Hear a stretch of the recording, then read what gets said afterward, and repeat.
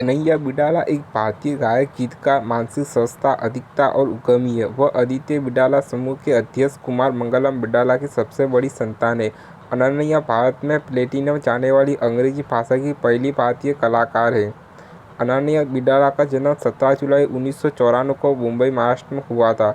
उन्होंने अपनी स्कूली शिक्षा अमेरिकन स्कूल ऑफ बॉम्बे से की। बचपन से ही संगीत में आकर्षित अनन्या ने 8 साल की उम्र में संतूर सीखना शुरू कर दिया था।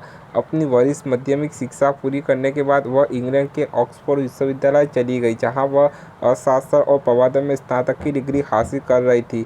हालांकि संगीत में अपने करियर के कारण उन्होंने कॉलेज छोड़ दिया। अपने कॉलेज के दिनों में अनन्या ने गिटार बजाना सीखा। एक इंटरव्यू में अनन्या ने बताया कि उन्होंने ऑक्सफोर्ड यूनिवर्सिटी छोड़ने का फैसला क्यों किया और कहा, लेकिन मुझे लगता है कि मैं अपनी पृष्ठभूमि को देखते हुए इसके परिणामों को लेकर बहुत डरा हुआ था, क्योंकि जो मैं कर रहा हूँ वह किसी ने नहीं किया है। जब मैं ऑक्सफोर्ड में था तो इसने वास्तव में मुझे इस बुलबुले से बाहर आने के एक कदम पीछे हटाने और दुनिया को वैसे ही दिखाने में मदद की जैसी वह है।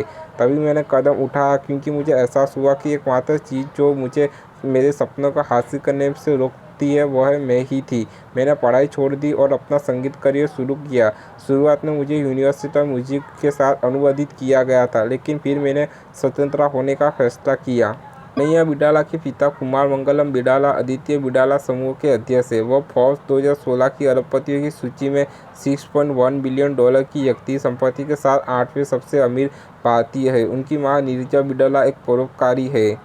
कन्हैया बिडाला के छोटे भाई आयमान बिडाला एक भारतीय क्रिकेटर और उद्यमी है। उनकी बहन अदिति बिडाला ने दिसंबर 2021 में आदित्य बिडाला एजुकेशन ट्रस्ट के तहत अपने गैर लाभकारी संगठन उजासा की स्थापना की। उजासा एक गैर लाभकारी संगठन है जिसका उद्देश्य स्कूल, कार्यशाला वितरण के माध्यम से मानसिक धर्म, स्वच्छता और स्वच्छता के बारे में जागरूकता फैलाना है। स्कूल में सैनिटरी पैड और लड़कियों को पैड बनाने का प्रशिक्षण है। 2018 में उन्होंने अपनी आवाज़ दी और होल्ड ऑन और सलकासा नामक 2 संगीत एकल में अभिनय किया। इसके बाद अनन्या ने better, everybody lost, give me up और डैनी मी जैसी कई म्यूजिक एल्बम में अपनी आवाज़ दी। उन्होंने तेरी मेरी कहानी, क्या करे और यारी जैसे कई हिंदी संगीत एल्बम में आवाज़ दी है।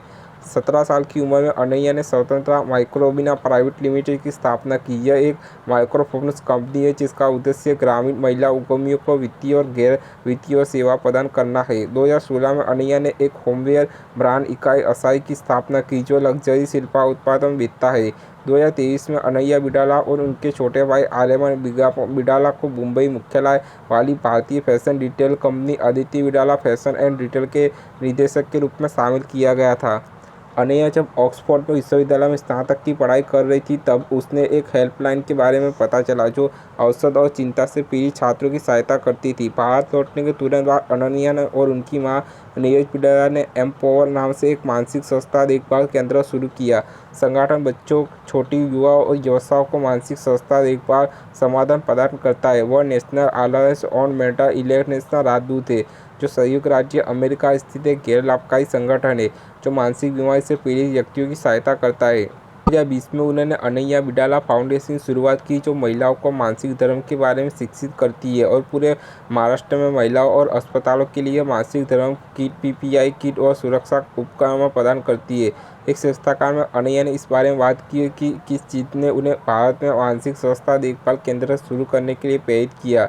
उसने कहा, इंग्लैंड में विश्वविद्यालय में अध्ययन के दौरान मैंने अपनी ही उम्र के लोगों से बातचीत की जो चिंता और अवसाद से पीड़ित थे। इस अनुभव ने मुझसे कुछ परिचित सी हलचल पैदा कर दी। दरअसल जब किसी का पैर टूट जाता है या उसकी सर्जरी होती है तो उन्हें फूल और जल्द ठीक होने का कार्ड दिया जाता है, लेकिन जो व्यक्ति मानसिक स्वास्थ्य संबंधी बीमारी से पीड़ित है उसके लिए सहानुभूति चिटपुटी होती है, क्योंकि उन्हें वास्तविक दाव दिखाई नहीं देता है। मैंने एमएमआई की स्थापना की क्योंकि यह मेरे दिल के बहुत करीब है। मानसिक स्वास्थ्य के बारे में सार्वजनिक जागरूकता बढ़ाना और चुपचाप पीड़ित लोगों से जुड़े सामाजिक कलंक को दूर करने के लिए एम्पावर के केंद्र में हम लोगों को बताता है कि वे अकेले नहीं हैं और चिकित्सा, मनोरोग सहायता सहित कई गोपनीय सेवा प्रदान करते हैं।